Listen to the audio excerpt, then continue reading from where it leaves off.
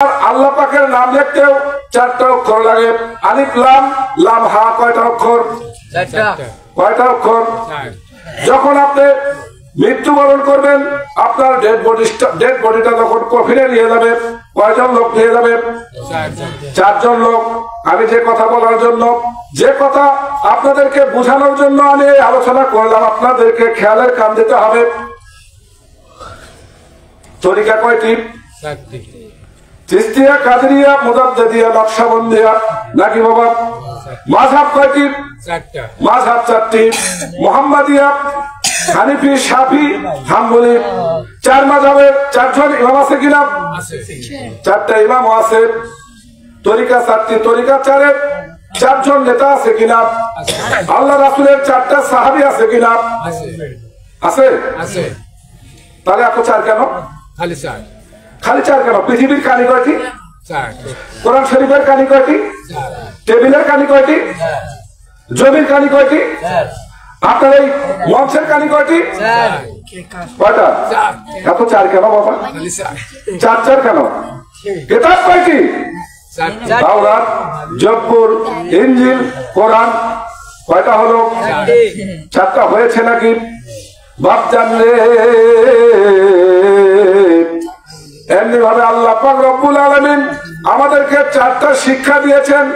ইলমে শরীয়ত, ইলমে তরিকত, ইলমে হকিকত, ইলমে মারিফাত। চিল্লায় বলেন সুবহানাল্লাহ। সুবহানাল্লাহ। 4 মাযহাবের 4জন ইমাম আছে। এই 4জন ইমামের মধ্যে মাওলানা মালিক রহমতুল্লাহ আলাইহি, এই মালিক রহমতুল্লাহ আলাইহি বলেন, যদি কোনো ব্যক্তি গো শুধু শরীয়ত মানে, এই ব্যক্তি হলো ফাসিক। ফাসিক কি? ফাসিক। যদি কোনো ব্যক্তি শুধু শরীয়তের আমল করে গো, এই ব্যক্তি হবে ফাসিক। আর যদি গো কোনো ব্যক্তি শুধু মারিফাতের আমল করে, এই ব্যক্তি হলো কাফের। হ্যাঁ, কাফের। যেহেতু 4টা শিক্ষা দিয়েছে, প্রাইমারি, হাই স্কুল, ইউনিভার্সিটি, আরো একটা আছে কলেজ নাকি? এখানেও 4টা। তাহলে আপনি বলবেন যে আমাদের মানুষের মধ্যে 4 প্রকার মানুষ দেখাও বাবা। সবই তো 4 বলবেন না? এগুলো কিন্তু ইলমে তাসাউফ, গুপ্ত বিদ্যা। এই গুপ্ত বিদ্যা যেখানে পাবেন সেখানে আপনি যান, একজন কামেল মোকাম্মেল হক্কানি ওলির হাত ধরেন, আপনার জীবন সার্থক হবে। ইলমে জাহির বিদ্যা স্কুল কলেজে পাওয়া যায়, ইলমে বাতিন কিন্তু স্কুল কলেজে পাওয়া যায় না। পাওয়া যায় না। ইলমে বাতিন হাসিল করার জন্য একজন আল্লাহর ওলির দরকার। দরকার কিনা? মানুষের মধ্যে 4। একটা মানুষ আল্লাহ নারী হিসাবে পৃথিবীতে পাঠিয়ে দিয়েছে, আর একটা হলো পুরুষ। তাহলে আর 2টা কোথায়? আর 2টা হচ্ছে হিজরা আর হিজরানি। ওর মধ্যেও নারী পুরুষ আছে কিনা? আছে। তাহলে ওখানেও 4। দেখেন আল্লাহর কি খেলা, 4-এর কি বর্তবা। এই জন্য আপনারা যারা আমার ওয়াজ শুনতেছেন, তাদেরকে আমি আহ্বান করব, এই 4টা বিদ্যা গ্রহণ করেন, 4টা বিদ্যা ধরেন। আপনি যদি এই দুনিয়ায় অন্ধ থাকেন, তাহলে আপনি মরার পরে অন্ধই থাকবেন। এখানে যদি আপনি জান্নাত না কামাই করেন, তাহলে আপনি মরার পরে জান্নাত পাবেন না, পাওয়া যাবে না। কারণ দুনিয়ার মাসরাতুল আখিরাত, দুনিয়া হচ্ছে আখিরাতের শস্য ক্ষেত্র। এখানে আপনি শস্য উৎপাদন করতে না পারলে, ওখানে যায় আপনি কানা বোকা হবেন। বোকা শহরে বসবাস করা যাবে না। যাবে? এখানে আপনাকে জান্নাত কামাই করতে হবে। 4টা অক্ষর দিয়ে নবী মুহাম্মদুর রাসূলুল্লাহর নাম লেখা হয়, আর 4টা অক্ষর দিয়ে আল্লাহ পাকের নাম লেখা হয়। এই নবী মুহাম্মদুর রাসূলুল্লাহর নাম লিখতে প্রথমে কোন অক্ষর লাগে? মিম অক্ষর লাগে গো। এই মিম অক্ষর দিয়ে আল্লাহ পাক সমস্ত দুনিয়া সাজায় দিয়েছেন। মক্কা লিখতে কোন অক্ষর লাগে?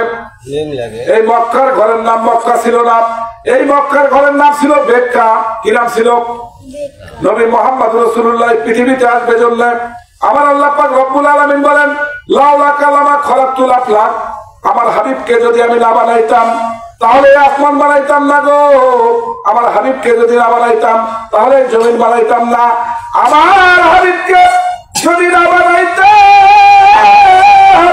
আমার হাবিবকে যদি না বানাইতাম তাহলে কোন নক্ষত্র, পৃথিবী, ভূমন্ডল, বৃক্ষরাজি কোনো কিছুই বানাইতাম না।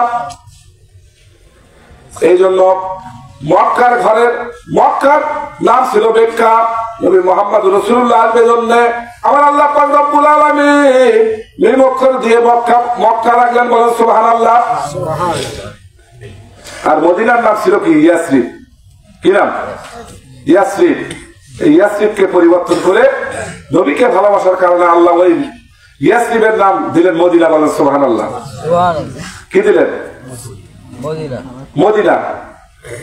মিম দিয়ে কি হয়? মা হয়। কি হয়? মা হয়। মিম দিয়ে ময়দান হয়, মিম দিয়ে মোনাজাত হয়, মিম দিয়ে মিজান হয়, মিম দিয়ে মাওলানা হয়, মিম দিয়ে মুফাসসির হয়, মিম দিয়ে মুহাদ্দিস হয়, মিম দিয়ে মুফতি হয়। এই মিমের কারণে এই পৃথিবী সৃষ্টি, বলেন সুবহানাল্লাহ। সেই নবীকে আমরা চিনি, জানি।